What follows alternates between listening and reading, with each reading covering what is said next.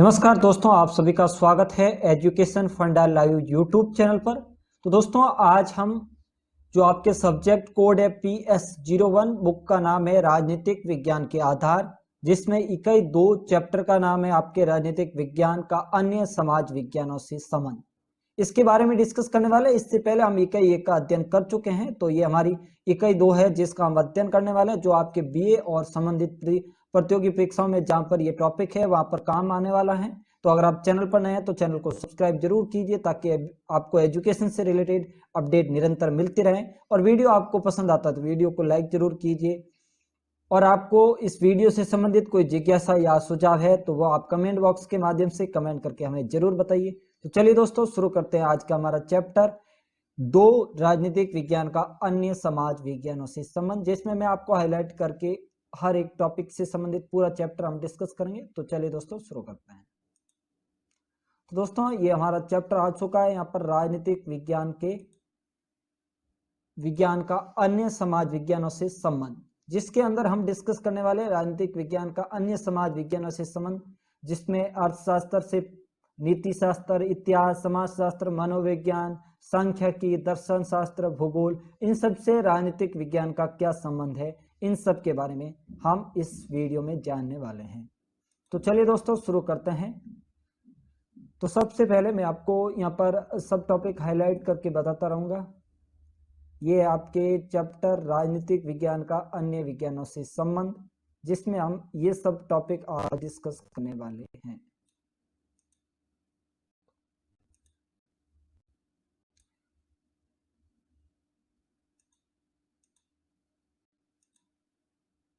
तो यहाँ पर हाईलाइट में आपको दिख रहे होंगे जो जो टॉपिक हम आज डिस्कस करेंगे। ये आपके 8 टॉपिक है, जो अर्थशास्त्र, नीति शास्त्र, इतिहास, समाजशास्त्र, मनोविज्ञान, सांख्यिकी, दर्शन शास्त्र और भूगोल है। तो चलिए दोस्तों, शुरू करते हैं। सबसे पहले हम इसकी जो उद्देश्य और प्रस्तावना है उसके बारे में थोड़ा सा जान लेंगे, उसके बाद आगे हम बढ़ जाएंगे। तो उद्देश्य में ज्यादा कुछ नहीं है, इसमें ये यही बताने का प्रयास करते हैं। हम कई बार क्या ज्यादातर बार हम किसी भी चैप्टर का उद्देश्य नहीं देखते, हम डायरेक्टली चैप्टर रीडिंग करते हैं, जबकि हमें उद्देश्य भी जरूर रीड करना चाहिए। उसका मुख्य उद्देश्य इनका यही है कि आप इस चैप्टर के अंदर या इस चैप्टर के अंतर्गत क्या अध्ययन करने वाले हैं उनके बारे में आपको जानना चाहिए। तो इस इकाई के उपरांत हम जान पाएंगे राजनीतिक विज्ञान का अन्य विज्ञानों के संबंधों का ऐतिहासिक व तात्कालिक संदर्भ और राजनीतिक विज्ञान तथा अन्य समाज विज्ञानों की पारस्परिक प्रभावशीलता व अंतर संबंध, राजनीतिक विज्ञान का अन्य समाज विज्ञानों के साथ संबंधों के फलस्वरूप उदयमान विकास व परिणाम तथा राजनीतिक विज्ञान की व्यवहारवादी एवं उत्तर व्यवहारवादी मान्यताओं से विकसित अंतर अनुशासनात्मक दृष्टिकोण का औचित्य व प्रासंगिकता। तो अब सबसे पहले हम बात करते हैं प्रस्तावना में इन्होंने क्या दे रखा है। प्रस्तावना में अरस्तु के अनुसार मनुष्य एक सामाजिक प्राणी है। सामाजिक जीवन के समस्त आयाम सांस्कृतिक, सामाजिक, नैतिक, मनोवैज्ञानिक, आर्थिक, राजनीतिक उसकी जीवन शैली को संपन्न करते हैं।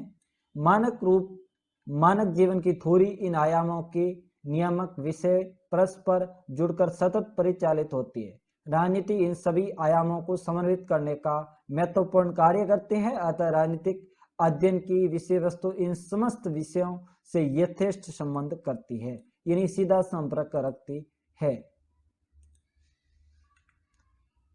तो यहाँ पर आप नीचे ये लाइन देख सकते हैं, राजनीतिक विज्ञान की विषय वस्तु इन समस्त विषयों से यथेष्ट संबंध रखती है।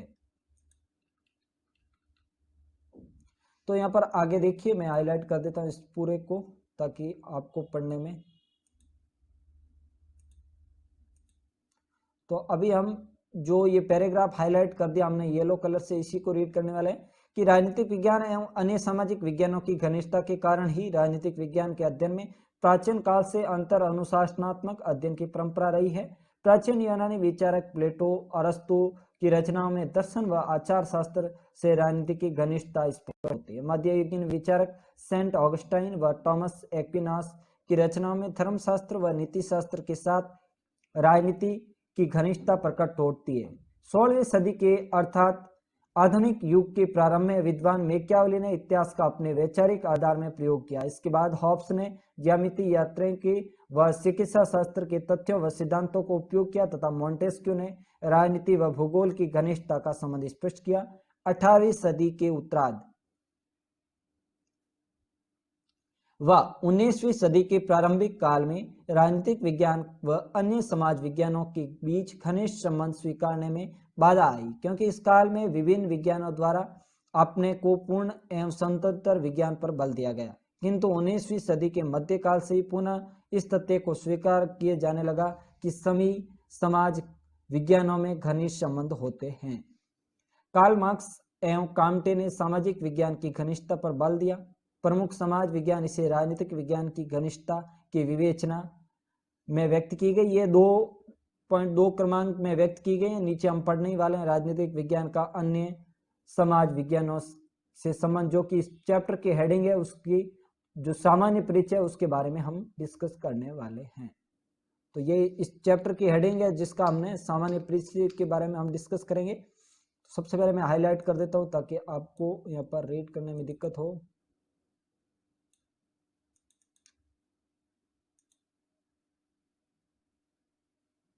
मैं थोड़ा सा इसको सही कर देता हूं ताकि आपको रीड करने में दिक्कत ना हो।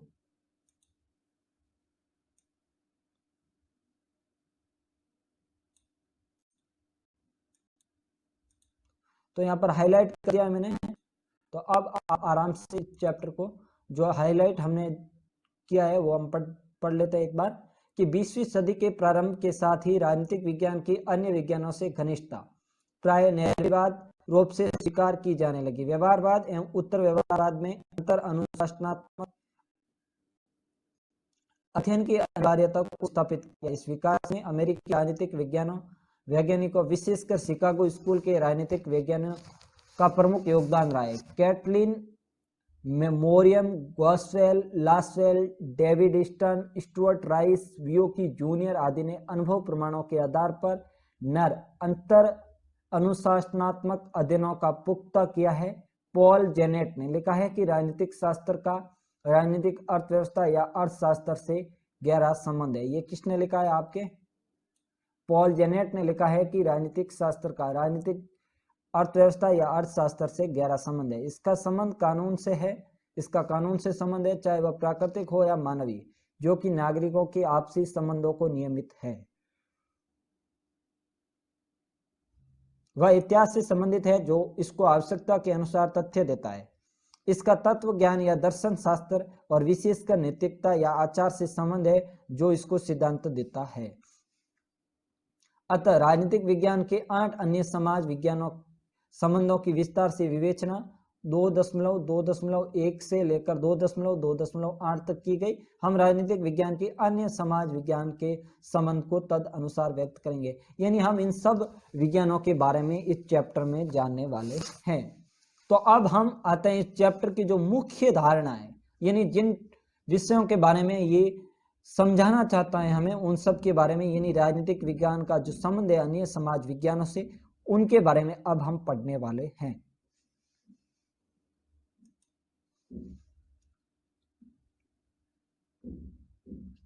जिसमें हम सबसे पहले यहाँ पर चैप्टर जो आपके राजनीतिक विज्ञान का अर्थशास्त्र से संबंध है उसके बारे में जानने वाले हैं। सबसे पहले मैं फर्स्ट पैराग्राफ को हाईलाइट कर देता हूं। यहाँ पर हम पिंक कलर से कर देते हैं ताकि आपको पढ़ने में दिक्कत ना हो। अर्थशास्त्र का संबंध समाज तथा व्यक्ति के आर्थिक क्रियाकलापों से है। इसे धन का विज्ञान भी कहा जाता है। राजनीतिक विज्ञान का अर्थशास्त्र से घनिष्ठ संबंध है। प्राचीन यूनानी विचारक अर्थशास्त्र को एक स्वतंत्र विषय नहीं मानते थे, उसका अध्ययन राजनीतिक विज्ञान के अंग के रूप में करते थे, इसलिए वे अर्थशास्त्र को राजनीतिक अर्थशास्त्र कहते हैं। उदाहरण के लिए अरस्तु की राजनीतिक नामक पुस्तक का उल्लेख किया जा सकता है। प्राचीन भारतीय विचारक भी इसी मान्यता के थे। मनु द्वारा रचित मनुस्मृति में सामाजिक विचारों के सार्थिक विचार भी मिलते हैं। कौटिल्य ने तो अपनी राजनीतिक संस्कृति, हाँ यहाँ पर जो मिसप्रिंट हो चुका है इसलिए थोड़ा सा है, राजनीतिक इसकी पुस्तक का नाम ही अर्थशास्त्र रखा है, यानी जो राजनीतिक के ऊपर पुस्तक है उसका नाम ही अर्थशास्त्र रखा है। अब हम आगे श्री गुरुमुख निहाल सिंह का जो कोटेशन दे रखा है उसके बारे में जानते हैं, एक 5 सेकंड के ब्रेक के बाद, सिर्फ 5 सेकंड।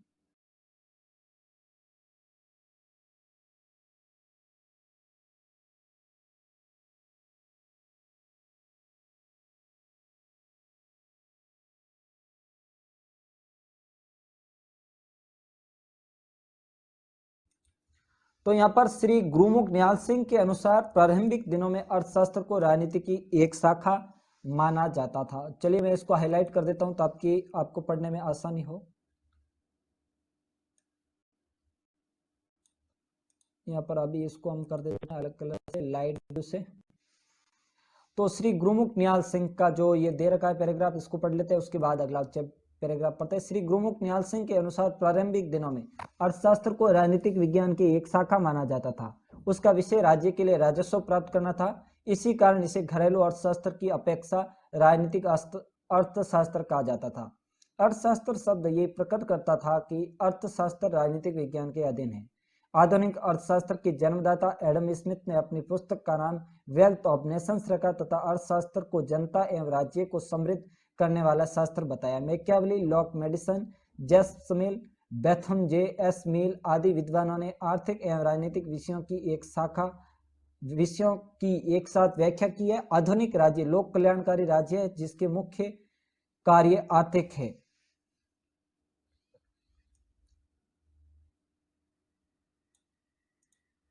मैं हाईलाइट कर देता हूं आगे का भी।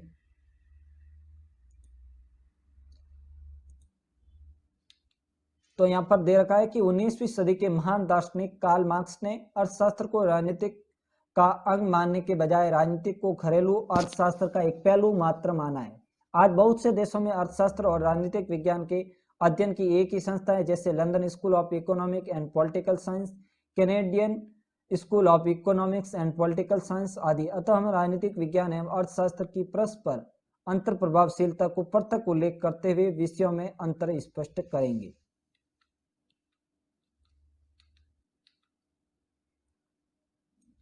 राजनीतिक विज्ञान पर अर्थशास्त्र के मुख्य प्रभाव निम्नलिखित है। इन्हीं राजनीतिक विज्ञान के जो अर्थशास्त्र पर प्रभाव कौन कौन से, उनके बारे में आइए जान लेते हैं। पहले मैं यहाँ आपको 7 टॉप जो दे रखे हैं इन सबको क्रमांक वाइज हाईलाइट कर ही देते हैं ताकि आपको पढ़ने में आसानी हो। तो एक बार आप रीड कर लीजिए, फिर मैं कर लेता हूं। आप एक बार इसको अच्छे से देख लीजिए।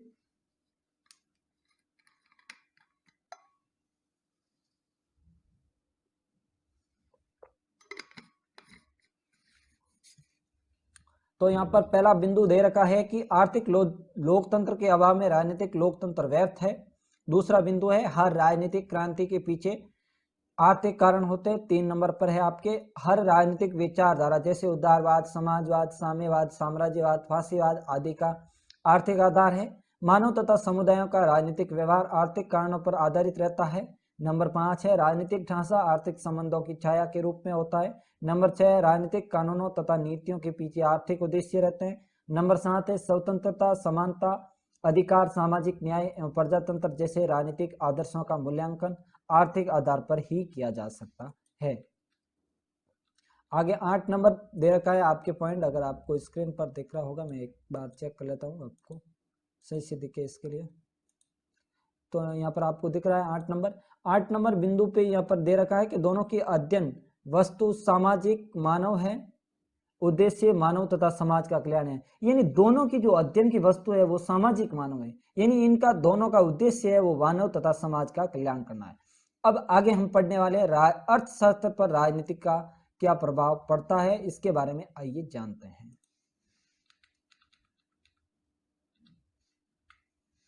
तो अब हम जानने वाले हैं अर्थशास्त्र पर राजनीति का प्रभाव, जिनमें 4 बिंदु दे रखे हैं, इन सब के बारे में जानेंगे हम।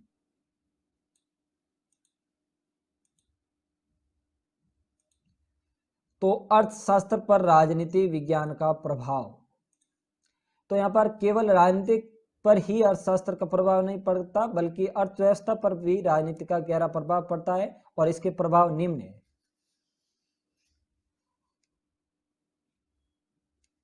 नंबर 1 बिंदु सरकारों में परिवर्तन, राजनीतिक अस्थिरता, युद्ध आदि अर्थव्यवस्था को प्रभावित करते हैं। नंबर 2 बिंदु है कि राज्य अर्थव्यवस्था संबंधी नीतियों का निर्धारण करता है। आर्थिक योजना यानी इकोनॉमिक प्लानिंग राज्य के महत्वपूर्ण कार्यों में से एक है। नंबर 3 राज्य उत्पादन, वितरण, मूल्य नियंत्रण, मुद्रा, व्यापार, श्रमिक पूंजीपति संबंध, बजट, बैंकिंग, आयात निर्यात आदि के मामलों में मुख्य भूमिका निभाता है। और नंबर 4 पे है आज का राज्य जैसा गैलबर्ट लिखते हैं औद्योगिक राज्य यानी इंडस्ट्रियल स्टेट है।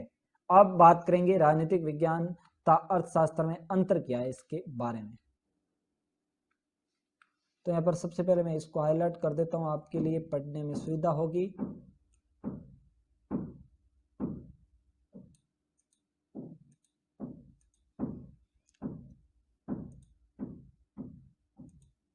तो यहाँ पर दे रखा है कि दोनों विषयों की पारस्परिक अंतर प्रभावशीलता के कारण आज राजनीतिक अर्थशास्त्र का विकास हुआ है, किंतु दोनों विषयों में कुछ समानताओं के बावजूद आर्थिक मौलिक अंतर है, मुख्य अंतर भिन्न है। राजनीतिक विज्ञान मानव के राजनीतिक विज्ञान से संबंधित है, अर्थशास्त्र भौतिक आर्थिक जीवन से संबंधित है। नंबर 2 बिंदु है राजनीतिक विज्ञान का संबंध मानवीय मूल्यों ह्यूमन वैल्यू से है, अर्थशास्त्र केवल मूल्य वैल्यू पर जोर देता है। नंबर 3 पे है राजनीतिक विज्ञान का संबंध राजनीतिक शक्ति से है, यानी अर्थशास्त्र अर्थव्यवस्था से है। नंबर 4 बिंदु है कि राजनीतिक आदर्शात्मक नॉर्मेटिव विज्ञान से है, इसका नैतिक भी, किंतु अर्थशास्त्र वर्णनात्मक यानी डिस्क्रिप्टिव विज्ञान है। नीचे दे रखा है यहाँ पर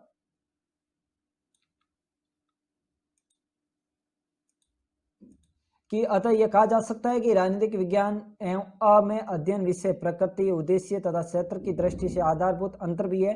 इसलिए लिखा है कि राजनीतिक शास्त्र राज्य का विज्ञान है, अर्थशास्त्र संपत्ति का विज्ञान है। विषयों की घनिष्ठता के संबंध में चार्ल्स बियर्ड ने कहा है कि अर्थशास्त्र के बिना राजनीतिक अवास्तविक तथा महत्वहीन रचना मात्र है।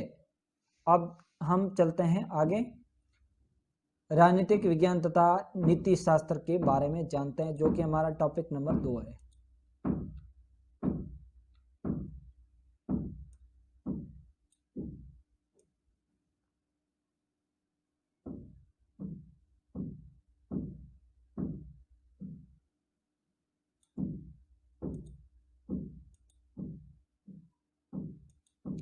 तो यहाँ पर राजनीतिक विज्ञान और नीति शास्त्र में परस्पर घनिष्ठ संबंध है।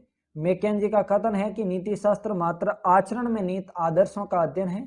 इस नीति शास्त्र व्यक्ति के आचरण से संबंधित है, किंतु राजनीतिक विज्ञान राज्य के आचरण से है। तो इन दोनों में घनिष्ठ संबंध है। इसका कारण यह है कि हम राजनीतिक कार्यों औचित्य का निश्चय नीति शास्त्र की घटनाओं के आधार पर ही करते हैं। फॉय का कथन है कि कोई बात नैतिक दृष्टि से गलत है तो वह राजनीतिक दृष्टि से सही नहीं हो सकती है।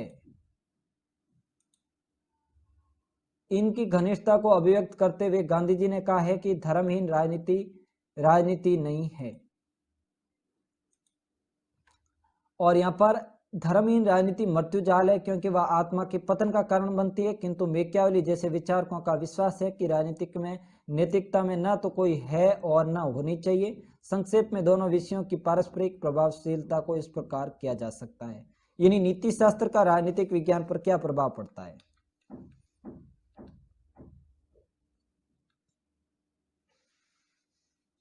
तो यहाँ पर नीति शास्त्र का राजनीतिक विज्ञान पर प्रभाव, आइए देखते हैं। ये हम पैराग्राफ पूरा ही रीड करते हैं इसके बारे में जो लिखा रखा है। यहाँ पर दे रखा है कि नीति शास्त्र ने राजनीतिक विज्ञान को निम्न रूप में प्रभावित किया है।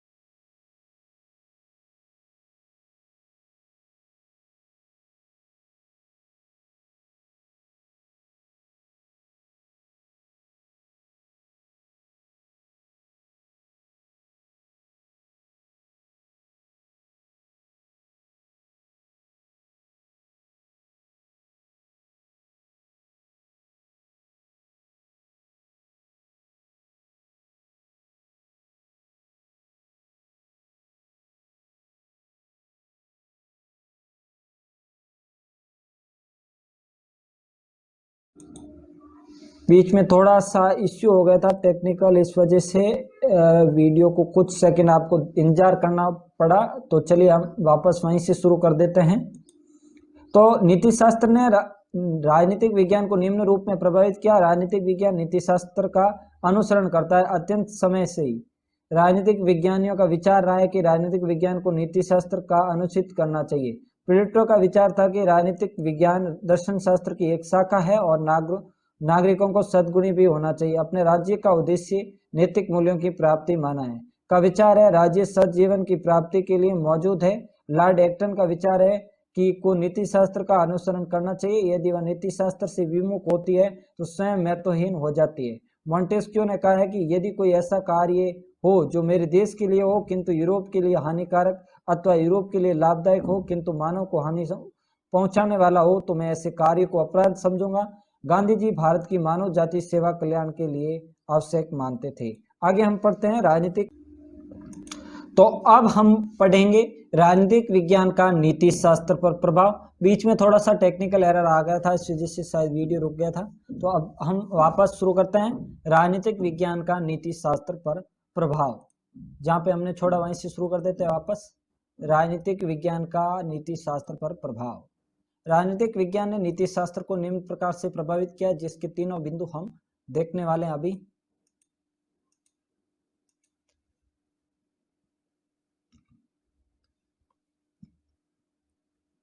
राजनीतिक विज्ञान ने नीति शास्त्र को निम्न प्रकार से प्रभावित किया है। नंबर 1 बिंदु है कि राजनीतिक विज्ञान नैतिक जीवन को संभव बनाता है। राज्य शांति व्यवस्था व सुरक्षा की स्थापना करता है। अनैतिक व्यक्तियों के आचरण से नैतिक व्यक्तियों की रक्षा करता है। यदि राज्य इस प्रकार का वातावरण उत्पन्न न करे तो नैतिक जीवन भी संभव न हो। नंबर 2 बिंदु है राज्य वास्तविक नैतिक मूल्यों की स्थापना करता है। प्रत्येक समाज में अनेक कुरीतियां परंपरागत नैतिक मूल्यों के रूप में उपस्थित रहती हैं और ये समाज की प्रगति में बाधक होती है। राज्य इस प्रकार अवास्तविक नैतिक मान्यताओं को समाप्त करता है और उनके स्थान पर वास्तविक व विवेक सम्मत नैतिक मूल्यों को कानून की मदद से स्थापित करता है। उदाहरण के लिए भारत में छुआछूत के अवास्तविक नैतिक मान्यता के स्थान पर राज्य ने कानून द्वारा सामाजिक समता के विवेक संगत नैतिक मूल्य की स्थापना की। और राज्य नैतिकता का जनक है। प्रत्ययवादी विचारक हीगल व बोसाके का मानना है कि राज्य स्वयं नैतिकता का मूर्त रूप है। वह नैतिकता का स्वयं पालन या अनुसरण नहीं करता अपितु नैतिकता का निर्धारण करता है। अब हम आगे पढ़ने वाले हैं राजनीतिक विज्ञान तथा नीति शास्त्र में अंतर।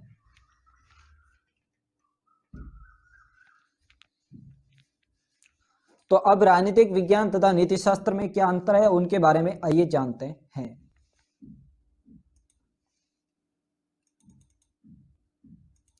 राजनीतिक विज्ञान तथा नीति शास्त्र में अंतर।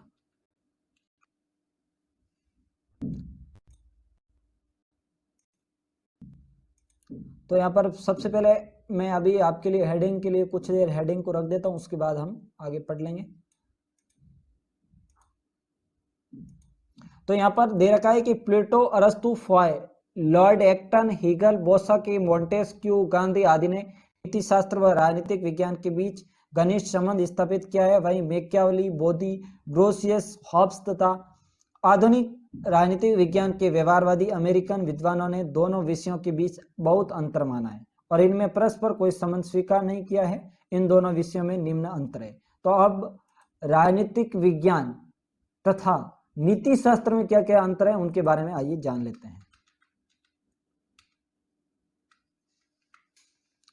तो यहाँ पर 3 बिंदु दे रखे हैं इनके अंतर के, तो उनको हम जानेंगे। इसमें मैं इनको हाईलाइट कर देता हूं ग्रीन कलर से।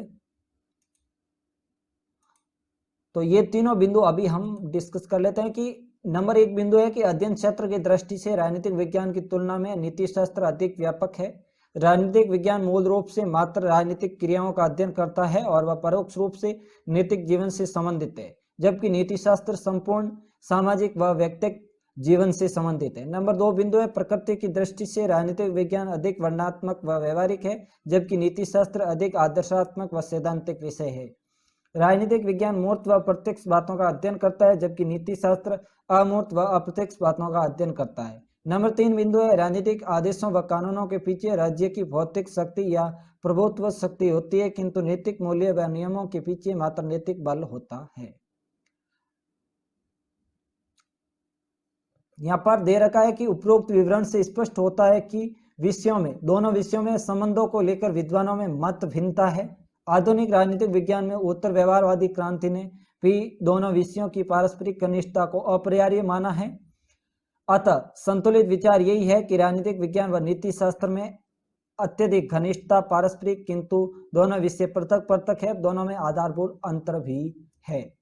तो अब यहाँ पर नीचे आपको कुछ क्वेश्चन दे रखे हैं, आप चाहें तो इनको कर सकते हैं। अगर आप मुझे कमेंट बॉक्स में अगर कमेंट करके बताएंगे तो मैं बाद में आपको जो क्वेश्चन दे रखे हैं उनके आंसर भी बता दूंगा। लेकिन सबसे पहला क्वेश्चन है यहाँ पे कि आधुनिक अर्थशास्त्र के जन्मदाता एडम स्मिथ की पुस्तक का नाम बताना है और नीति शास्त्र से राजनीतिक विज्ञान ने क्या लिया है। तो इन दोनों के हमने ऊपर डिस्कस कर लिए हैं, तो आप वहां से प्राप्त कर सकते हो। अगर आप चाहेंगे तो मैं नीचे पिन कर दूंगा कमेंट बॉक्स में। अभी हम जो चैप्टर है इसको रीड कर लेते हैं। अगर आप चाहेंगे तो बाद में मैं इनके क्वेश्चन के वीडियोस भी आपको प्रोवाइड कराने की कोशिश करूंगा।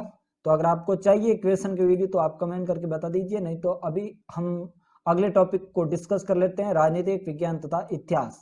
इन दोनों में क्या अंतर है, क्या कुछ है, तो उनके बारे में जान लेते हैं।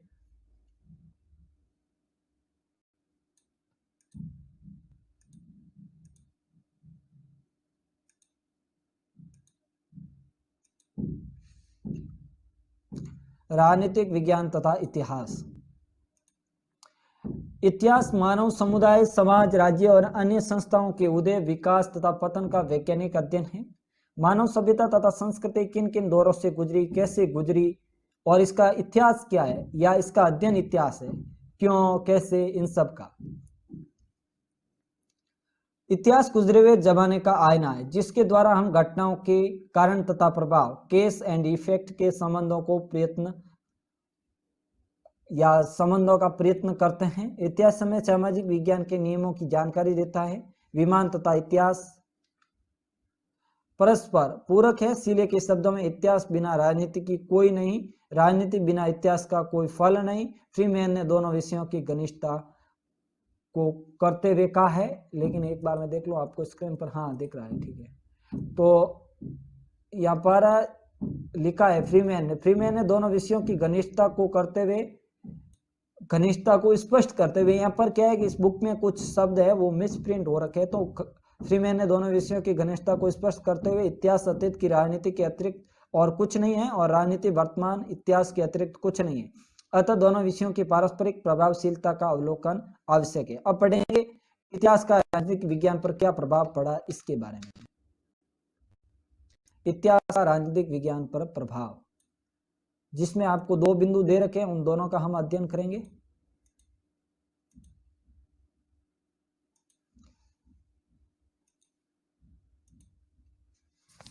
तो यहाँ पर पहला बिंदु दे रखा है कि इतिहास, सबसे पहले देखिए इतिहास ने राजनीतिक विज्ञान को निम्न प्रकार से प्रभावित किया है। नंबर 1 बिंदु है इतिहास राजनीतिक विज्ञान का आधार है। इतिहास विगत की घटनाओं व तथ्यों का एक ऐसा संग्रह है जिसे राजनीतिक विज्ञान को अपने सिद्धांतों के निर्धारण में पर्याप्त सहायता मिलती है। लॉर्ड एक्टन ने कहा है कि राजनीतिक विज्ञान वह विज्ञान है जिसे इतिहास की धारा नदी के रेत में स्वर्ण कणों की भांति संग्रह करती है। विज्ञान इतिहास का मूल्यांकन अनुभव है जिसे राजनीतिक संस्थाओं को सतत्व में सहायता मिलती है। गेटेल का विचार है राजनीतिक संस्थाओं में इनकी ऐतिहासिक पृष्ठभूमि में ही समझा जा सकता है। नंबर 2 बिंदु है कि इतिहास राजनीतिक विज्ञान की प्रयोगशाला है। अतीत के राजनीतिक कार्यों के परिणाम एवं प्रभाव का विवरण इतिहास में मिलता है। राजनीतिक क्षेत्र की घटनाओं को प्रयोग कहा जाता है और इतिहास को प्रयोगशाला कहा जाता है। इतिहास के लिए उदाहरण के लिए भारत में जब केंद्रीय शक्ति कमजोर हुई, भारत की आजादी को खतरा हुआ, इसलिए संविधान में केंद्र को अधिक शक्तिशाली बनाया गया। अतीत के प्रयोग व वर्तमान अनुभव वर्तमान की समस्याओं को सुलझाने में और भविष्य को सुंदर बनाने में सहायक होते हैं। इतिहास राजनीति के विद्यार्थी को सामाजिक परिवर्तन प्रक्रिया के लिए अनंत दृष्टि प्रदान करता है। अब हम पढ़ने वाले हैं राजनीति विज्ञान का इतिहास पर प्रभाव। तो यहाँ पर आप चाहें तो इनके स्क्रीनशॉट ले सकते हैं या इस बुक की पीडीएफ का लिंक भी आपको प्रोवाइड करवा दूंगा अगर आप कमेंट बॉक्स में कमेंट करेंगे तो अब हम देख लेते हैं वैसे ये बुक की पीडीएफ आप ऑनलाइन भी प्राप्त कर सकते हैं, लेकिन अगर आपको नहीं मिले तो आप कमेंट बॉक्स में कमेंट कर दीजिए, मैं आपको इसकी पीडीएफ का लिंक प्रोवाइड करवा दूंगा।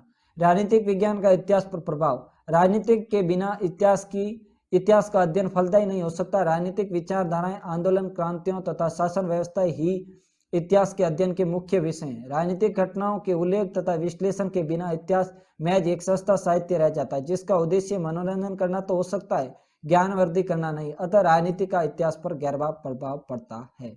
अब ये प्रभाव की तो बातें हो गई, अब हम बात करेंगे राजनीतिक विज्ञान तथा इतिहास में अंतर क्या है, इन सब के बारे में।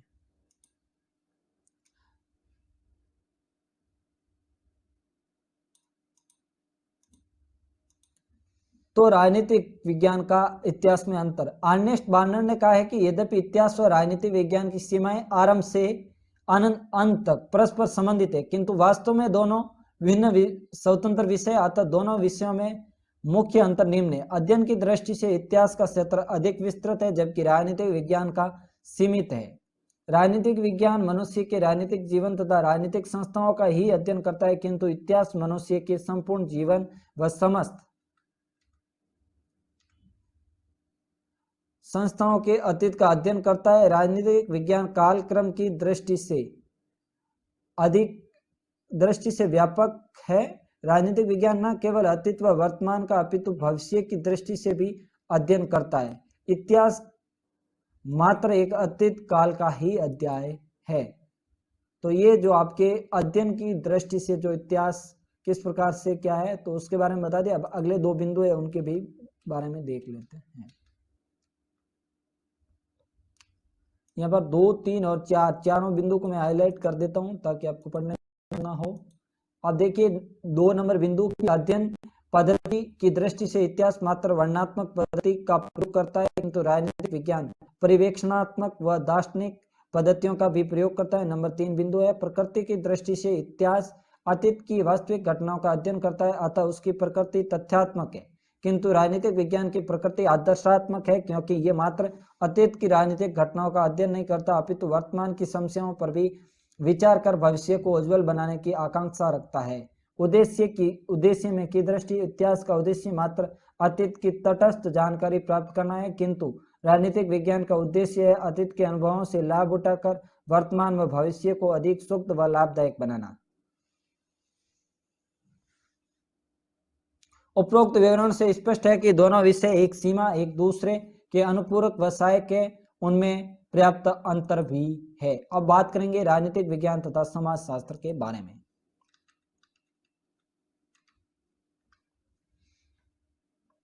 राजनीतिक विज्ञान तथा समाजशास्त्र, मैं सबसे पहले इसको हाईलाइट कर देता हूं पैराग्राफ को, ताकि आपको पढ़ने में दिक्कत ना हो। तो समाजशास्त्र सभी सामाजिक शास्त्रों की जड़ है। समाज शास्त्र सामाजिक समुदायों, जीवन, विचारों, संगठन इत्यादि का क्रमबद्ध ज्ञान है। ये सामाजिक जीवन के तमाम पहलुओं का अध्ययन करता है। सामाजिक जीवन के पहलुओं में आर्थिक, राजनीतिक, धार्मिक, सांस्कृतिक सभी पहलू शामिल है। समाजशास्त्र इनके मूल तत्वों का अध्ययन करता है। 19वीं शताब्दी में समाजशास्त्र को जन्मदाता कॉम्टे ने समाज के अध्ययन को विभिन्न विषयों में बांटने के बजाय एक ही विषय समाजशास्त्र के अंतर्गत रखने का सुझाव दिया, किंतु 19वीं शताब्दी के अंत तथा 20वीं शताब्दी के आरंभ में विभिन्न सामाजिक विज्ञान अस्तित्व में आए। समाजशास्त्र से उनका संबंध अवश्य है, क्योंकि हर सामाजिक शास्त्र समाजशास्त्र का ही अंग मात्र है। समाजशास्त्र मानव के राजनीतिक पहलू का भी अध्ययन करता है, क्योंकि ये उनके सामाजिक जीवन का एक पहलू है। इसलिए राजनीतिक विज्ञान और समाजशास्त्र का आपसी संबंध है। आगे हम राजनीतिक विज्ञान पर समाजशास्त्र का प्रभाव के बारे में बात करते हैं। नंबर 1 बिंदु में हम देखेंगे राजनीतिक पर समाजशास्त्र के कौन कौन से प्रभाव है उनके बारे में। तो राजनीतिक विज्ञान पर समाजशास्त्र के मुख्य प्रभाव निम्न है। नंबर 1 बिंदु है जो संबंध राज्य तथा समाज में है, वही संबंध राजनीति तथा समाजशास्त्र में है। राजनीति समाज की सेवा करने वाली या समाज के एक वर्ग की सेवा करने वाली संस्था मानी जाती है, और ये समाज के विकास की एक निश्चित दशा में उभरती है। अतः समाज के विकास के नियमों को जाने बिना राजनीतिक विज्ञान नहीं किया जा सकता। नंबर 2 बिंदु देख लेते हैं हम। नंबर 2 व नंबर 3 बिंदु।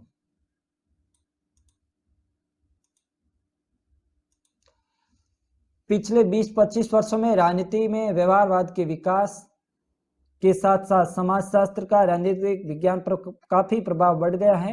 मानव का राजनीतिक समाज की परिस्थितियों या प्रक्रियाओं द्वारा प्रभावित होता है। राजनीतिक व्यवहार समझने के लिए नागरिकों का राजनीतिक सामाजिकरण तथा समाज की राजनीतिक एवं परंपराएं जानना आवश्यक है।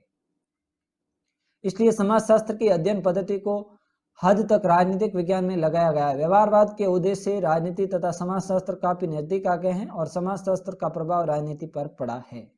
नंबर 3 बिंदु है, समाजशास्त्र का राजनीति पर इतना अधिक प्रभाव पड़ा है कि राजनीतिक विज्ञान की एक नई शाखा स्थापित कर ली गई है।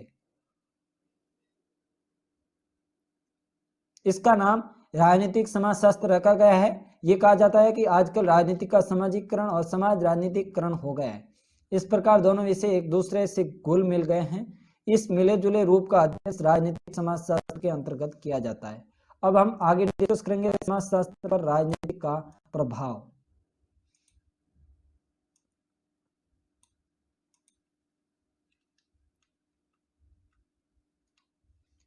एक बार आप हेडिंग देख लीजिए, फिर हम शुरू करते हैं इसको।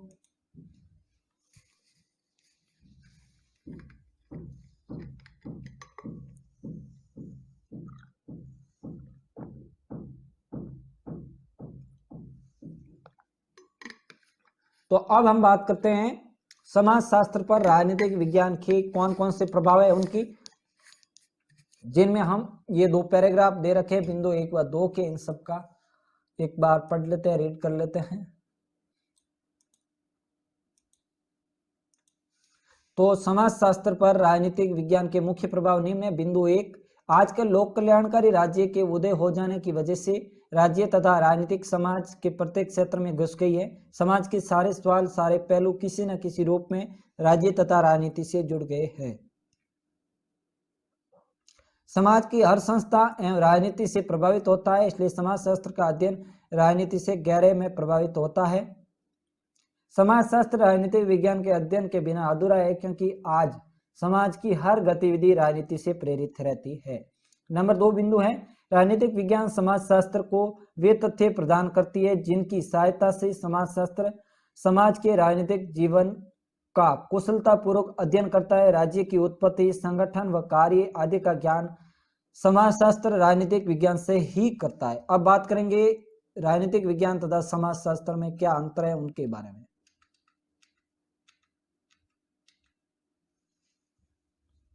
यहाँ पर 4 बिंदु दे रखे हैं, उनके बारे में जान लेते हैं। सबसे पहले इनको हाईलाइट कर देते हैं। प्रोफेसर केटलिन का कथन है कि राजनीतिक विज्ञान तथा अफीन और कसा में एक वस्तु के 2 पहलू है, किंतु कुछ विद्वानों का विचार है कि दोनों शास्त्रों में पर्याप्त अंतर है। दोनों विषयों में मुख्य अंतर निम्न है। बिंदु 1, समाजशास्त्र का क्षेत्र राजनीतिक विज्ञान की अपेक्षा अधिक व्यापक है। नंबर 2 बिंदु, राजनीतिक विज्ञान राजनीतिक पहलू का अध्ययन अधिक गहराई से करता है, जबकि समाजशास्त्र का विषय मूलभूत तत्वों तक ही सीमित है।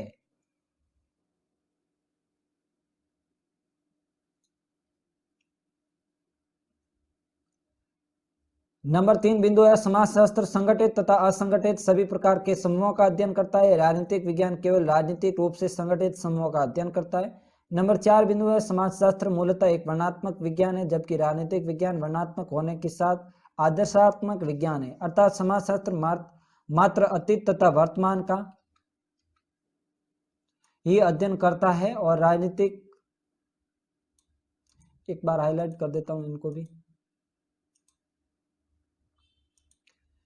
का ही अध्ययन करता है, जबकि राजनीतिक विज्ञान भविष्य का भी अध्ययन करता है। वह यह भी विचार करता है कि भविष्य में क्या होना चाहिए। अब बिंदु 5 को देख लीजिए आप। समाजशास्त्र राजनीतिक विज्ञान से अधिक पुराना है, क्योंकि ये मानव के ऐतिहासिक विकास तथा समाज के उदय का भी अध्ययन करता है। राजनीतिक विज्ञान केवल राजनीतिक प्राणी का ही अध्ययन करता है। उपयुक्त विवरण से स्पष्ट होता है कि समाजशास्त्र व राजनीतिक विज्ञान में जहाँ घनिष्ठ संबंध है, वहाँ स्पष्ट अंतर भी है। उनकी पारस्परिक घनिष्ठता के संबंध में गिंडिक्स ने कहा है कि समाजशास्त्र के प्राथमिक सिद्धांतों से अनजान व्यक्ति को राजनीतिक शास्त्र पढ़ना वैसा ही है जैसा कि न्यूटन के गति संबंधी नियमों से अनजान व्यक्तियों को अंतरिक्ष विज्ञान, एस्ट्रोनॉमी, उष्मागतिकी, थर्मोडायनामिक्स पढ़ाना।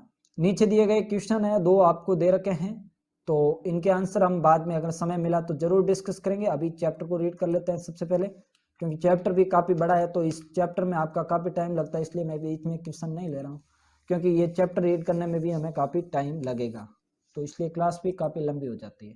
राजनीतिक विज्ञान तथा मनोविज्ञान।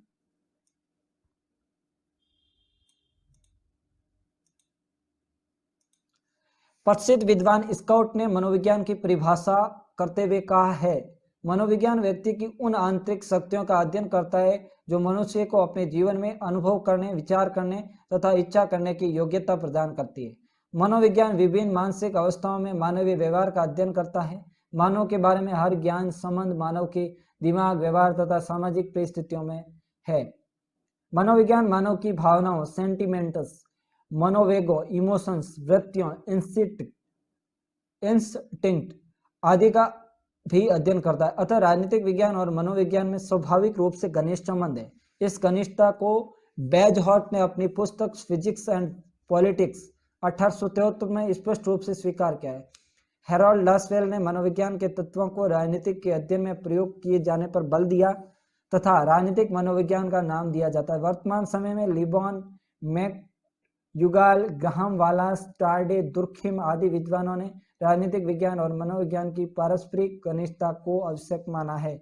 1905 में पावलोव, वाटसन, डायक आदि ने व्यवहारवादी मनोविज्ञान को प्रस्तुत किया है। राजनीतिक विज्ञान में व्यवहारवाद के उद्देश्य दोनों विषयों और करीब आए हैं। तो अब आगे हम राजनीतिक विज्ञान व मनोविज्ञान के प्रभाव पर बात करते हैं। राजनीतिक विज्ञान पर मनोविज्ञान का प्रभाव।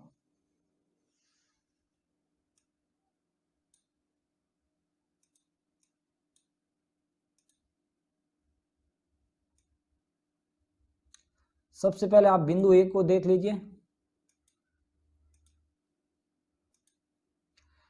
मनोविज्ञान द्वारा राजनीतिक विज्ञान पर मुख्य प्रभाव निम्न है। नंबर 1 बिंदु है, वर्तमान राजनीतिक विज्ञानी मानता है कि मनोविज्ञान वास्तविक अर्थों में राजनीतिक विज्ञान को आधार प्रदान करता है। 22 का कथन है, राजनीतिक विज्ञान की जड़ें मनोविज्ञान में निहित है, अर्थात राजनीतिक समस्याओं का अध्ययन सामाजिक मनोविज्ञान के संदर्भ में किया जाना चाहिए। वही नेतृत्व एवं शासन जनता में प्रभावशाली हुआ है, जिसमें राजनीति में मनोवैज्ञानिक तथ्यों का प्रयोग किया है। इस दृष्टि से हिटलर, मुसोलिनी, आतातुर्क, कमल पाशा, महात्मा गांधी आदि की सही है कि वे अपने राष्ट्र की जनता के मनोविज्ञान को समझते थे। नंबर 2 बिंदु,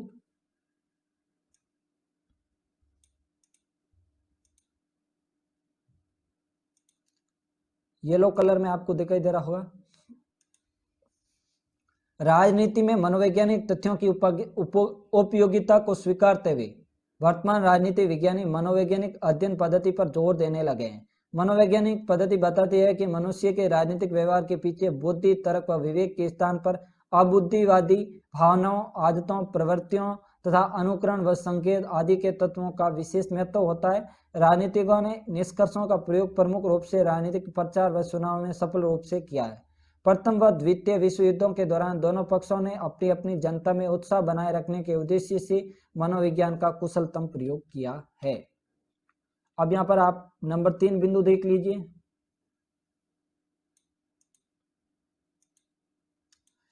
ये विश्वास किया जाता है कि जब शासन नीतियां जनता के मनोविज्ञान के अनुसार निर्धारित की जाती है तो जन असंतोष जन्म नहीं लेता और क्रांति की संभावना भी सीमित हो जाती है।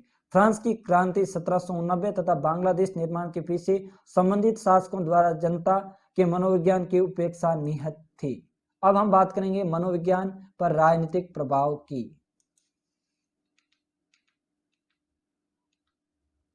मनोविज्ञान पर राजनीतिक प्रभाव, एक बार आप हेडिंग देखिए, फिर हम शुरू करते हैं इस टॉपिक को।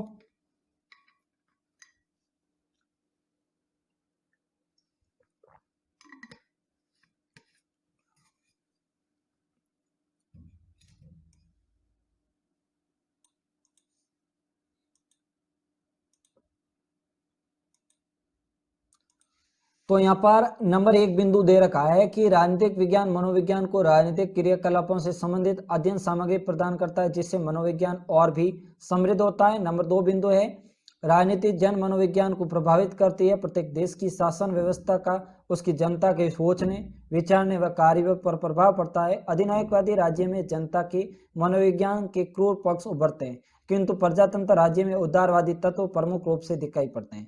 उदाहरण के लिए द्वितीय विश्व युद्ध से पूर्व नाजी जर्मनी, फासिस्ट इटली व जापान की अधिनायकवादी व्यवस्थाओं ने इन देशों की जनता को साम्राज्यवादी व युद्ध प्रिय बनाया था, किंतु आज इन राज्यों में जनतंत्र है और इनकी जनता शांति प्रिय व मानवतावादी है। अब बात करेंगे राजनीतिक विज्ञान तथा मनोविज्ञान में अंतर। दोनों विषयों में उपरोक्त घनिष्ठ संबंध उत्पन्न होने के बावजूद निम्न मुख्य अंतर भी है। यानी इन दोनों में घनिष्ठ संबंध होने के बावजूद कुछ अंतर भी है। कौन कौन से हैं तो वो देख लेते हैं। सबसे पहले हम नंबर 1 बिंदु व नंबर 2 बिंदु को हाईलाइट कर देते हैं ताकि आपको पढ़ने में दिक्कत आपको दिक्कत नहीं होनी चाहिए, इसी के लिए तो कर रहे हैं। अध्ययन की दृष्टि से आप नंबर 1 बिंदु में है कि अध्ययन की दृष्टि से मनोवैज्ञानिक समस्त मानसिक क्रियाओं का अध्ययन करता है, चाहे उसका संबंध किसी भी सामाजिक शास्त्र से हो। राजनीतिक विज्ञान बाह्य राजनीतिक क्रियाओं का अध्ययन करता है। नंबर 2 है प्रकृति की दृष्टि से मनोवैज्ञानिक एक यथार्थवादी विज्ञान है, किंतु राजनीतिक विज्ञान यथार्थवादी होने के साथ साथ आदर्शवादी भी है। मनोविज्ञान इस दृष्टि से विचार करता है कि मनुष्य की मनोवृत्ति क्या थी और क्या है, किंतु वह ये विचार नहीं करता कि उसे क्या होना चाहिए। किंतु राजनीतिक विज्ञान राजनीतिक जीवन के संदर्भ में न केवल ये विचार करता है कि क्या था और क्या है, अपितु ये भी विचार करता है कि उसे क्या होना चाहिए। अब हम बात करेंगे आगे नंबर 3 व 4 बिंदु पर। मैं दोनों बिंदुओं को हाईलाइट कर देता हूं आपके लिए, नंबर 3 व नंबर 4 बिंदु।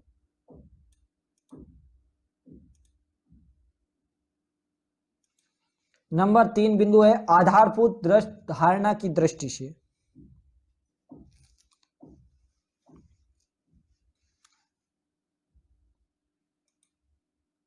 आधारभूत धारणा की दृष्टि से तो चलिए शुरू कर देते हैं इस बिंदु को भी।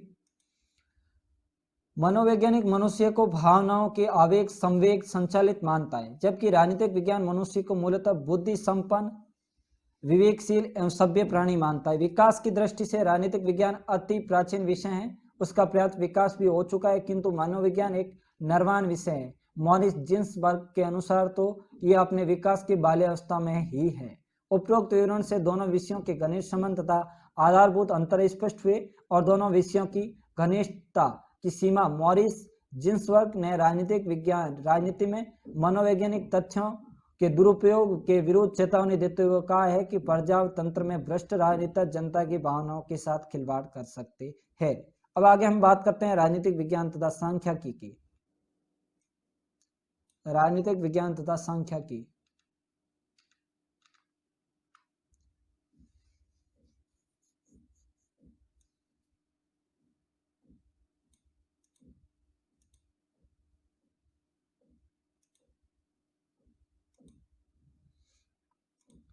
कुछ लोगों को राजनीति और सांख्यिकी बिल्कुल विरोधी और एक दूसरे के क्षेत्र में दिख सकते हैं, क्योंकि उनके अनुसार एक निश्चित मत का क्षेत्र है और दूसरा निश्चित मापन का क्षेत्र। इन दोनों के बीच एक बड़ी और अलंघ्य खाई है। फिर भी ऐसा माना जाता है कि कई शताब्दियों में से राजनीति और सांख्यिकी घनिष्ठ रूप से संबंधित रही है। प्लूटो ने यह उद्घोषित किया है कि आदर्श राज्य में नागरिकों की संख्या 5040 होनी चाहिए, क्योंकि संख्या 59 विभाजकों द्वारा पूरी विभाज्य है और इस प्रकार उसमें मांत्रिक गुण है। उन्होंने ये सिद्ध किया कि निरंकुश शासक न्यायशील शासक से 729 गुना कम सुखी है। जो निरंकुश शासक है वो न्यायशील शासक की तुलना में 729 गुना कम सुखी है, क्योंकि ये संख्या 9 की धन है। क्योंकि विवेक, साहस और संयम के तीनों गुणों की विकृति निरंकुशता है, इसलिए यह धन निस्संदेह प्राप्त होता है। प्लेटो के मस्तिष्क में किसी गणित के क्रियाशील होने का यह एक उदाहरण है। इस प्रकार 16वीं शताब्दियों में अन्य दृष्टियों से ज्ञानी और सूक्ष्मदर्शी बोधि ने भी अपने राजनीतिक निष्कर्ष समर्थनों में अंकों के रहस्यवाद का अवलंबन किया है।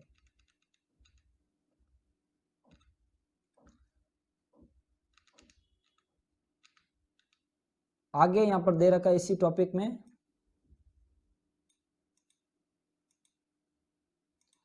कि विश्व के इतिहास में सांख्यिकी मापन का उद्भव अपेक्षाकृत हाल का है और विशेषकर 19वीं सदी की देन है। आधुनिक सांख्यिकी प्रविधियों का प्रारंभ सामान्यतः प्रसिद्ध बेल्जियम अध्येता अडोल्फ क्वेतिले से माना जाता है, जिन्होंने अध्ययन के क्षेत्र में आधुनिक परिमाणात्मक मापन की नींव डाली। शासन के क्षेत्र में सांख्यिकी का प्रयोग लोकवित्त के विकास के साथ विकसित हुआ। वस्तुतः सांख्यिकी के प्रयोग में राजनीतिक सभी समाज विज्ञानों में प्रथम थी। सैन्य संगठन की आवश्यकताओं के साथ करारोपण तथा मांगों के साथ जनसंख्या के आकलन के प्रयोग की जानकारी के साथ निर्वाचन संबंधी युक्तियां के उद्भव के साथ लागत लेखा विधि द्वारा शासक के क्रियाकलापों के मापन के साथ राजकीय सेवा का शीघ्रता से विस्तार हुआ। राजनीतिक, आर्थिक, अन्य सामाजिक प्रक्रियाओं के परिणाम स्वरूप मानव में राज्य की अभिरुचि का श्रेष्ठ उदाहरण जनगणना है। यह अभिरुचि शासन में विज्ञान के प्रादुर्भाव की दिशा में एक लंबे कदम की द्योतक है।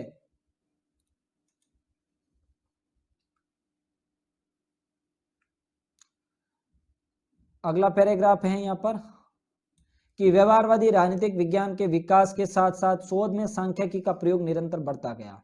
उच्च स्तरीय गणितीय सांख्यिकी और कंप्यूटरों के अधिक गणना में प्राप्त होने से नए नए क्षेत्रों में शोध करने में बहुत अधिक व्यापक सफलता मिली है। परीक्षण यंत्र, सर्वेक्षण पद्धतियां, सांख्यिकी विलक्षण विश्लेषण, प्रयोगशालाओं में छोटे पर किए गए प्रयोग, गणितीय प्रारूप और परीक्षण जैसे अनुभवी आविष्कार अब राजनीतिक विज्ञान व्यापक रूप से प्रयोग में लाए जाने लगे हैं। अगला पैराग्राफ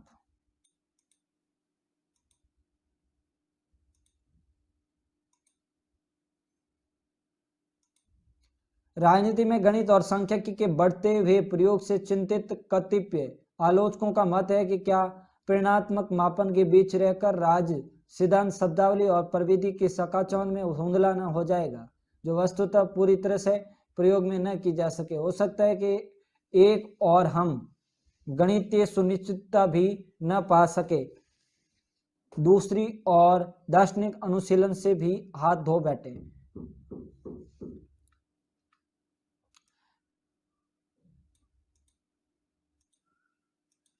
फिर भी यह तो मानना ही पड़ेगा कि मापन सामान्य निरीक्षण या धारणा पर आधारित मत को बहिष्कृत करने में सहायक होता है। मापन तथ्य प्रेक्षित करता है जिनको लेकर अपेक्षाकृत कम ही विवाद हो सकता है।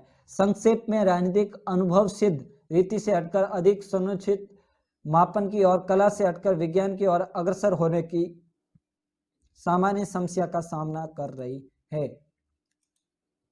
चलिए अगले पैराग्राफ पर चलते हैं, जो है आपके राजनीतिक विज्ञान तथा दर्शन शास्त्र के बारे में।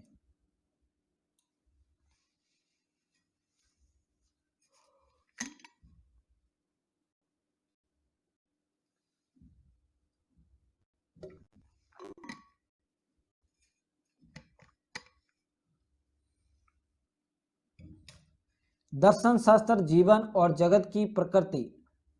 चलिए इस पैराग्राफ को रीड कर लेते हैं। दर्शन शास्त्र जीवन और जगत की प्रकृति और उसके मूल संबंधी मानव की खोज से संबंधित शास्त्र है। यह उन सिद्धांतों का अध्ययन करता है जिनका प्रतिपादन सृष्टि, जीवन के जगत के संबंध में किया गया है। राजनीतिक विज्ञान के अंतर्गत अध्ययन किए जाने वाले राजनीतिक जीवन और राजनीतिक विश्व उच्च विश्व का ही भाग है, जिसकी प्रकृति और जिसके मूल की खोज के विषय का अध्ययन का विषय। इस दृष्टि से दोनों विषयों का परस्पर संबंध होना है। अब हम बात करते हैं राजनीतिक विज्ञान और दर्शन शास्त्र की जो पारस्परिकता या संबंध है उनके बारे में।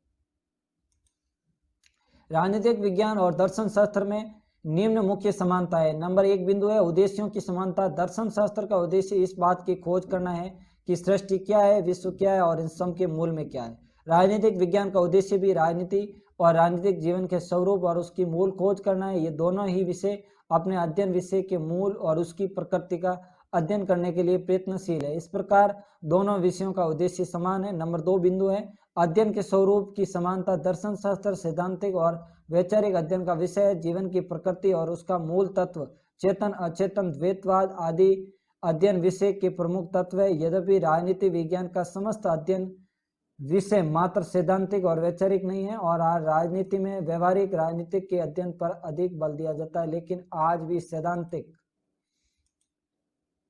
अध्ययन इस विषय के संपूर्ण अध्ययन का एक भाग, प्रमुख भाग बना हुआ है। राज्य की उत्पत्ति, राज्य का उद्देश्य, स्वतंत्रता, समानता, विधि, संप्रभुता और ऐसी अनेक राजनीतिक धारणाओं और राजनीतिक विचारधाराओं का अध्ययन इस विषय में अपना महत्वपूर्ण स्थान रखते हैं।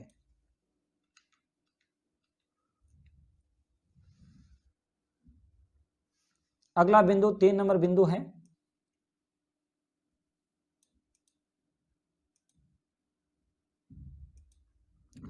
अध्ययन पद्धति की समानता। दर्शन शास्त्र की अध्ययन पद्धति दार्शनिक है। राजनीतिक विज्ञान की दो अध्ययन पद्धतियां, पहली अनुभविक वैज्ञानिक पद्धति, दूसरी दार्शनिक पद्धति, जिसका Pluto, Thomas More, Rousseau, Hegel, Green तथा बोस के आदि ने प्रमुख रूप से प्रयोग किया। अतः दोनों में ये पद्धति समान रूप से प्रयुक्त की जाती है। अब हम बात करते हैं राजनीतिक विज्ञान तथा दर्शन शास्त्र के बीच जो अंतर है उनकी। सबसे पहले इसके लिए आप देखिए बिंदु 1, दोनों विषयों में घनिष्ठ संबंध होते हुए भी मुख्य अंतर है। नंबर 1, दर्शन शास्त्र संपूर्ण जीवन जगत और सृष्टि के नियामक तत्व का अध्ययन करता है, लेकिन राजनीतिक विज्ञान के अध्ययन का क्षेत्र मुख्य रूप से मनुष्य का राजनीतिक जीवन और राजनीतिक विश्व है।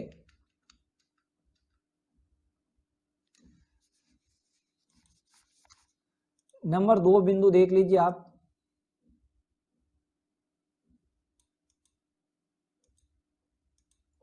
दर्शन शास्त्र की मूल प्रकृति सैद्धांतिक और वैचारिक है, किंतु राजनीतिक विज्ञान की प्रकृति सैद्धांतिक और वैचारिक ही नहीं है, बल्कि व्यवहारहीन अध्ययन और तथ्यात्मक विश्लेषण भी उसकी प्रकृति का एक प्रमुख अंग है।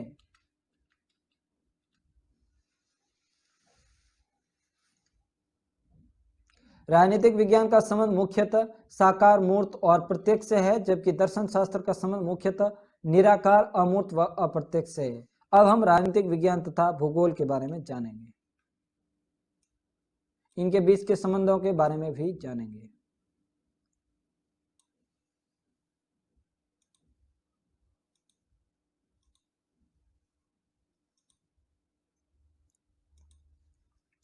भूगोल का संबंध भूमि, बल, वायु, वर्षा, खनिज पदार्थ, कृषि, समुद्र, नदी तथा पहाड़ इत्यादि से होता है। भूगोल उन प्राकृतिक दशाओं का वर्णन करता है जिनका मनुष्य के जीवन पर विशेष प्रभाव पड़ता है। राज्य के निर्माणकारी तत्वों में भूखंड अर्थात पृथ्वी, जल या वायु होते हैं, अतः भूगोल की राजनीतिक विज्ञान परस्पर घनिष्ठ रूप से संबंध होते हैं। राजनीतिक विज्ञान तथा भूगोल की पारस्परिकता। अरस्तु ने सर्वप्रथम प्रतिपादन किया था कि जलवायु, भूमि, समुद्री तट, पहाड़ और नदियां तथा खाड़ियां आदि राजनीतिक इतिहास तथा किसी देश की संपत्ति और संस्कृति पर अमिट छाप छोड़ सकती है। बोधि ने राजनीतिक विज्ञान की तथा भूमि के संबंध में घनिष्ठता पर बल दिया। मॉन्टेस्क्यू का कथन था कि ठंडे देशों के लिए राजनीतिक स्वतंत्रता तथा गर्म देशों के लिए दासता स्वाभाविक है। रूसो ने 18वीं शताब्दी में जलवायु तथा सरकार के संबंध में स्थापित करते हुए कहा कि गर्म जलवायु निरंकुश शासन के लिए, ठंडी जलवायु बर्बरता के लिए और सम जलवायु अच्छे जनजातीय क्षेत्र के लिए उपयुक्त होती है। थॉमस वक्त ने के अनुसार किसी भी देश के लोगों के चरित्र और उसकी राजनीतिक संस्थाओं को निर्धारित करने वाला प्रमुख तत्व उसकी भौगोलिक एवं भौतिक ब्लंटशाली राइटर और मैक्राइवर आदि आधुनिक विद्वानों में भी राजनीतिक जीवन पर परिस्थितियों के प्रभाव के महत्व को स्वीकार किया है।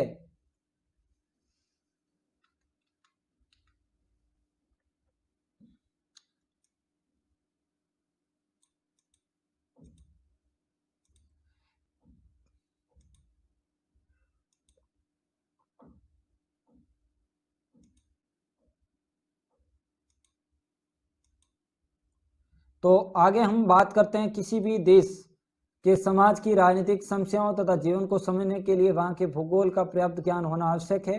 भूगोल राष्ट्र की गृह नीति व विदेश नीति को भी प्रभावित करता है। अमेरिका तथा रूस की राष्ट्रीय शक्ति वृद्धि का कारण उनकी प्राकृतिक संपदा और विभिन्न पदार्थों की बहुतायत है। अपनी भौगोलिक स्थिति, खनिज पदार्थों की बहुतायत एवं पेट्रोल के विशाल भंडार के कारण आज पश्चिमी एशिया के देश अंतर्राष्ट्रीय राजनीति के केंद्र बन गए हैं।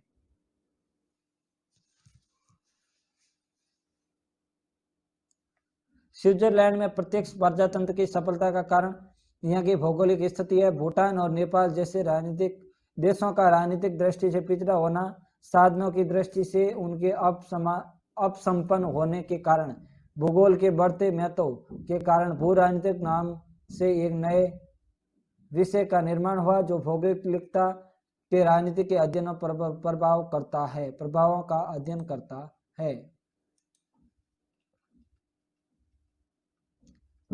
अब हम बात करते हैं राजनीतिक विज्ञान तथा भूगोल के बीच जो अंतर है उसकी। भूगोल तथा राजनीतिक विज्ञान में पारस्परिक होते हुए भी निम्न अंतर है। सबसे पहले विषय वस्तु में अंतर। विषय वस्तु भूगोल के अंतर्गत विभिन्न देशों की प्राकृतिक दशा, जलवायु तथा वनस्पति आदि का अध्ययन किया जाता है, जबकि राजनीतिक विज्ञान के अंतर्गत राज्य सरकार, विधि एवं व्यक्ति के राजनीतिक व्यवहार आदि का अध्ययन किया जाता है। नंबर 2 और 3 यहाँ पर दे रखे हैं कि प्रकृति में अंतर भूगोल से संबंधित विज्ञान है। राजनीतिक विज्ञान तथ्यों के साथ साथ आदर्श का भी चित्रण करता है। निश्चितता में अंतर भूगोल एक निश्चित विज्ञान है तथा उसके नियमों में निश्चितता रहती है, जबकि राजनीतिक विज्ञान अनिश्चित विज्ञान की श्रेणी में आता है। तो ये दोस्तों आपका चैप्टर था जिसका सारांश हम देख लेते हैं, उसके बाद आपका ये चैप्टर है वो पूरा हो जाता है। सारांश देखना जरूरी है, इसमें आपके पूरे चैप्टर का जो भी अंश है, जिनका अर्थ है, मुख्य रूप से ये चैप्टर क्या कहना चाह रहा है, ये सब कुछ इसमें आपके आ जाता है। समाजशास्त्र में पारस्परिक अंतर्निर्भरता पाई जाती है। कोई भी एक समाज विज्ञान समाज का उचित एवं समग्र अध्ययन नहीं कर सकता, क्योंकि समाज तथा सामाजिक मानव के हर पहलू आपस में इस तरह से जुड़े हुए हैं कि उन्हें अलग अलग करके अध्ययन करना असंभव है। इसलिए तमाम समाजशास्त्र आपस में संबंधित है और अंतरशास्त्रीय अध्ययन पद्धति ने फिर से समाजशास्त्र के इस संबंध को उभार दिया कि आज राजनीतिक विज्ञान, अर्थशास्त्र, पॉलिटिकल इकोनॉमी, राजनीतिक नैतिकता, पॉलिटिकल मोरालिटी, राजनीतिक इतिहास, पॉलिटिकल हिस्ट्री, राजनीतिक समाजशास्त्र, पॉलिटिकल सोशियोलॉजी, राजनीतिक मनोविज्ञान, पॉलिटिकल साइकोलॉजी तथा राजनीतिक भूगोल, पॉलिटिकल ज्योग्राफी आदि विभिन्न राजनीतिक की नई शाखाओं का खुलना इस बात का प्रतीक है कि राजनीतिक विज्ञान तथा अन्य समाजों विज्ञानों से संबंध स्थापित किए बिना नहीं चल सकता। ऐसे ही अन्य समाज तथा राजनीतिक विज्ञान के संबंध में विच्छेद कर सकते हैं। समाज के जटिल संगठन का अध्ययन समाज विद्वानों की आपसी एकता तथा आदान प्रदान करने के लिए ही किया जा सकता है। गार्डनर ने भी कहा है कि हम एक दूसरे सहायक विज्ञानों या विषयों के ज्ञान के बिना राज्य की तथ्यात्मक घटनाओं की पूर्णता के एक विज्ञान के रूप में राजनीतिक विज्ञान को पर्याप्त अवसर में नहीं समझ सकते हैं। तो ये था आपका चैप्टर राजनीतिक विज्ञान का, जिसका हमने अभी अभी डिस्कस किया है। दोस्तों वीडियो पसंद आया तो वीडियो को लाइक जरूर कीजिए, चैनल पर नए हैं तो चैनल को सब्सक्राइब जरूर कीजिए। वीडियो आपको लगा कैसा, ये कमेंट बॉक्स में कमेंट करके जरूर बताइए। तो धन्यवाद दोस्तों, आज के इस वीडियो में इतना ही। हमारी फिर मुलाकात होगी एक नए वीडियो में, तब तक के लिए जय हिंद, जय भारत।